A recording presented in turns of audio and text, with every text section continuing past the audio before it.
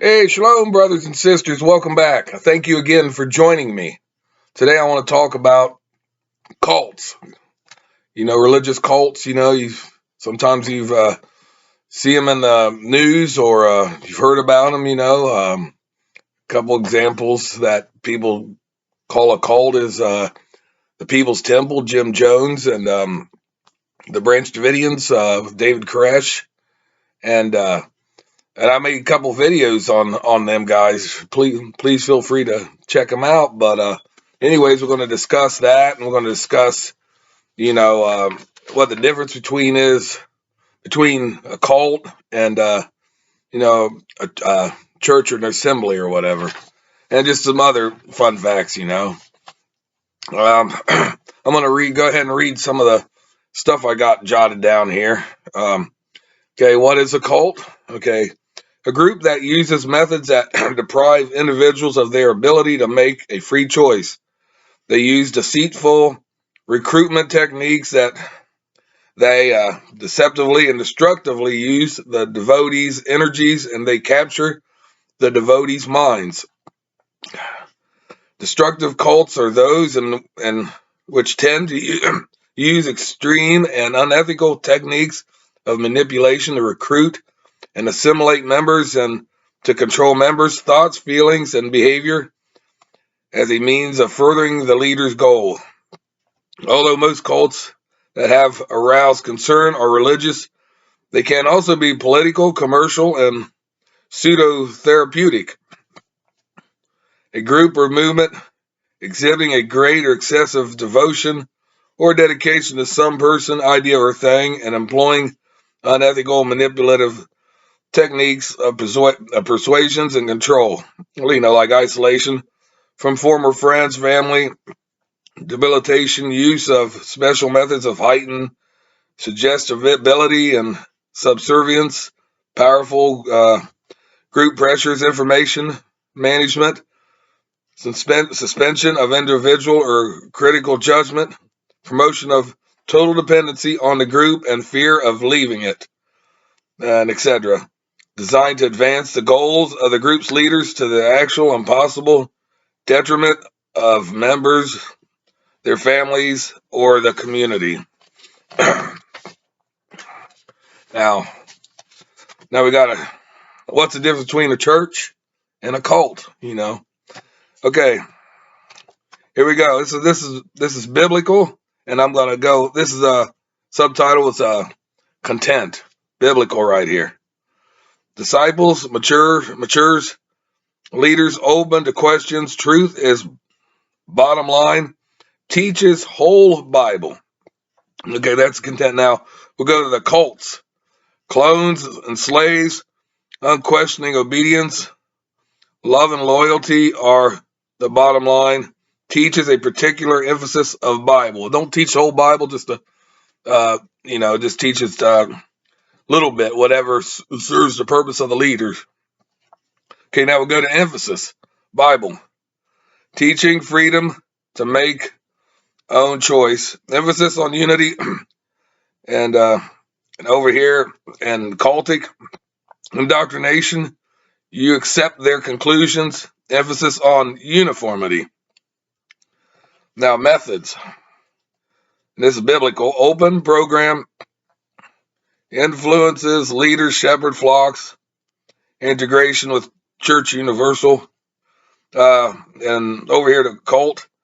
Hidden agenda, manipulation, leaders, Lord over flock, isolationists, often relatively new. Okay, now church life. Here's a biblical. Can join, disjoin, results in diversity and freedom, many options in serving the Lord, accountability of funds.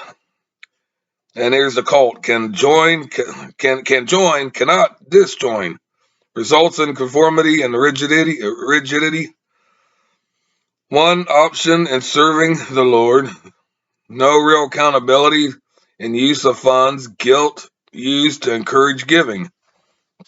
Okay, lifestyle, biblical. You're responsible for your life. God's will is something you individually seek to know and follow. Holy Spirit directed, critical thinking and courage, complex, no simple answers, reasoned approach based on the whole counsel of Yahweh, all available information and seeking Yahweh's direction through prayer, circumstances, and counsel. That's biblical. Now, cult. You are responsible for your leaders. Yahweh's will is something that they are able to tell you. Leaders become the Holy Spirit. Thinking, especially critical thinking, not allowed. Simplistic approach of life. Find a new verse to lead you when facing a challenge. Now here's something I found before. It's called this is called, I think, this is Lifton's 8 criteria of mind control. Okay, number 1, Malay control. Control of communication within the group environment, resulting in significant degree of isolation from the surrounding society. Mystical manipulation. The claim to divine authority or spiritual advancement that allows the leader to reinterpret events as he or she wishes, or make prophecies or pronouncements at will, all for the purpose of controlling the group member. Next one is demand for purity. The world is viewed as black and white, and group members are constantly exhorted to strive for perfection. Consequently, guilt and shame are common and powerful control devices. The cult of confession. Serious and often not so serious sins, as defined by the group, are to be confessed either privately to a personal monitor or publicly to the group at large. The sacred science. The doctrine of the groups is considered the ultimate truth, beyond all question or disputing. The leader of the group is likewise above criticism as a spokesperson of Yahweh on earth. Loading the language. The group develops a jargon in many ways unique to itself, often non-understandable to outsiders. This jargon consists of numerous words and phrases which the members understand or think they do, but which act as thought-terminating glitches. Next one is doctrine over person. The personal experience of a group members are subordinated to the truth held by the group. Apparently contrary experiences must be denied or reinterpreting to fit the doctrine of the group. And number 8 here, dispensing of existence. The group arrogates to itself the prerogative to decide what has the right to exist and who does not. Usually held non-literal, this means that those outside the group are unspiritual, worldly, satanic, unconscious, etc., and that they must be converted to the ideas of the group or they will be lost. If they refuse to be joint the group, they must be rejected by the group members, even if they are family members. In rare cases, this concept gives the group the right to terminate the outsider's life. Now here's the characteristics of a fringe churches. Here's control-oriented leadership. A great emphasis is placed on submission and obedience to the group authority. Spiritual elitism.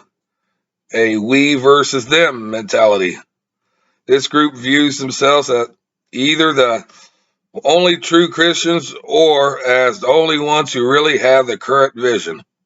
Manipulation of members. Environmental and informationally. Members are frequently told where to live or work, whom to date, what to read, or even where to go for their vacations. Siege mentality and perceived persecution. Any criticism is viewed as persecution. Others seem to be out to get them. Lifestyle rigidity. Restrictions are often enforced regarding sleeping, eating, exercising, and leisure time. Emphasis on the subjective experience. Undue stress on word forms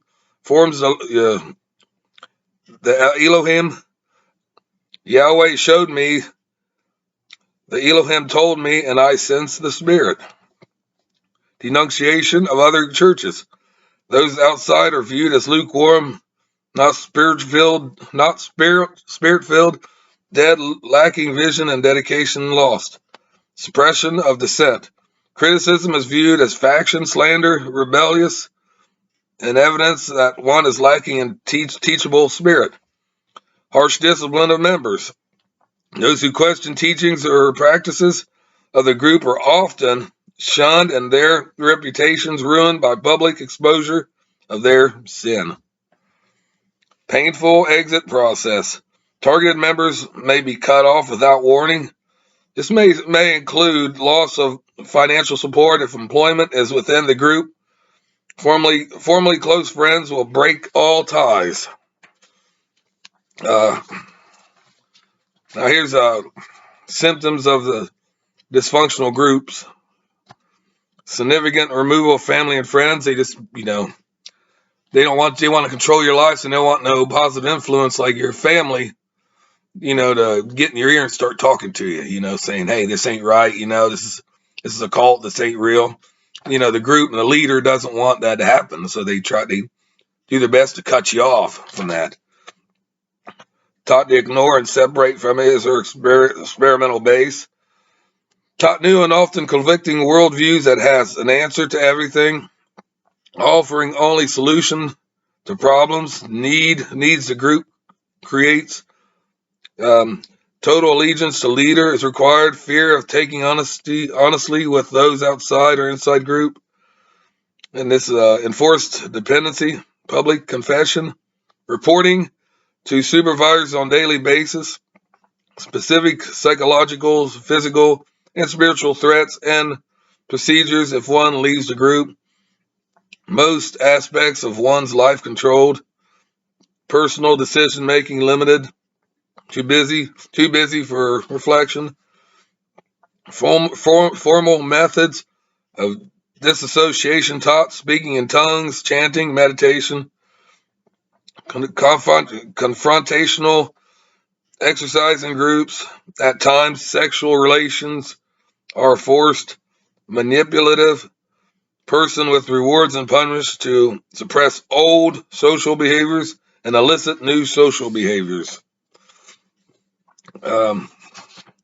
Near sacred belief that cult's dogma is indeed the truth and all other ideologies and methodologies are deficient, inadequate, false, and satanic.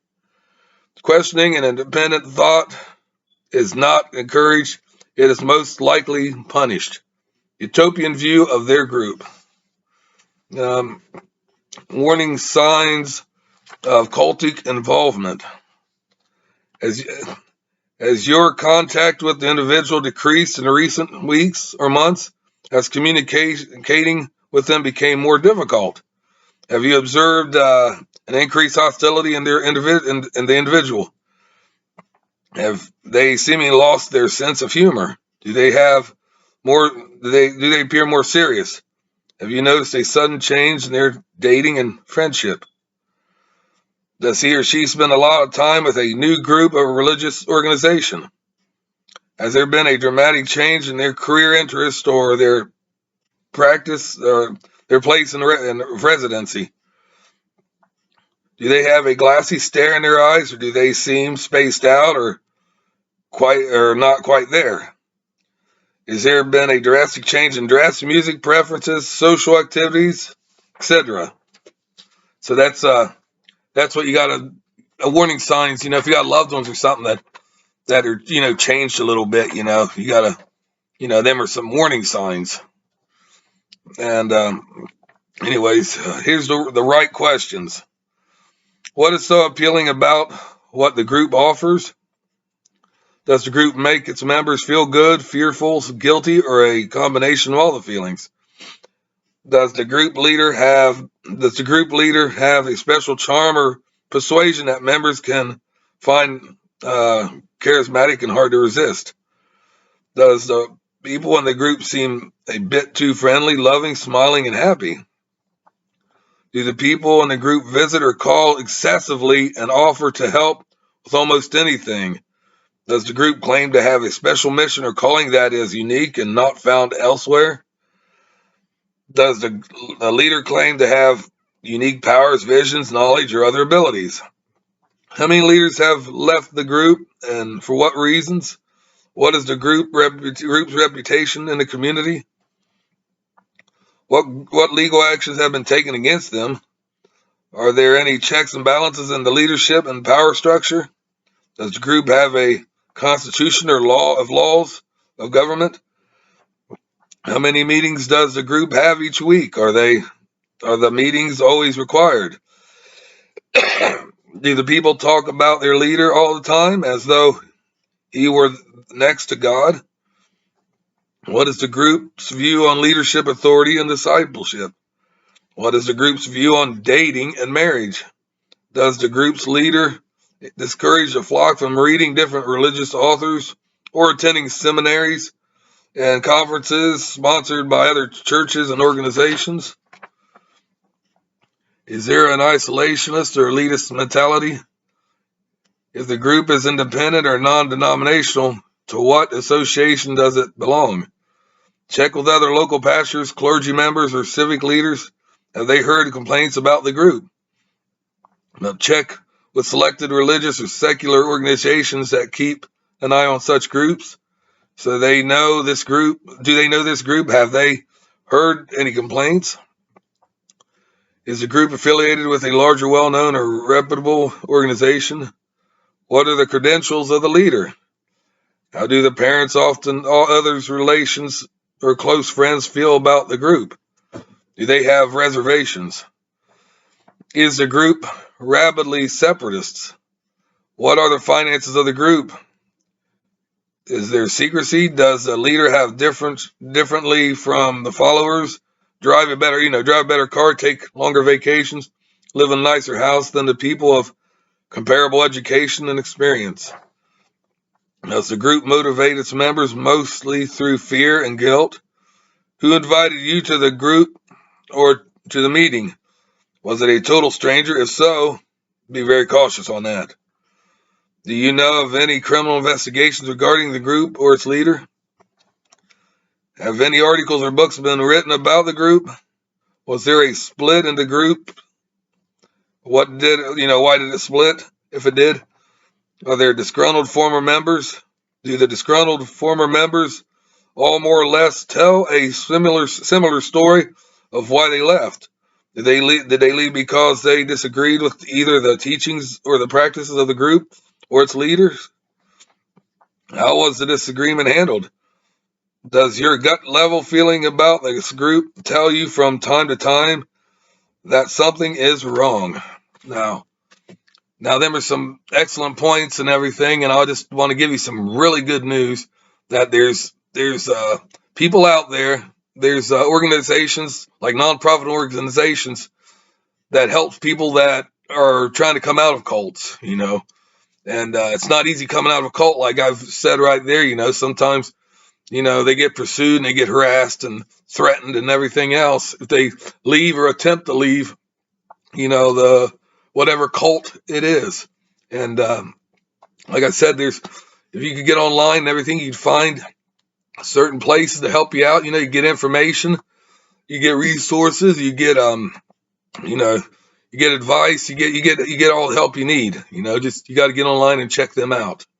And I just thought I'd share that with you. I thought it was really important.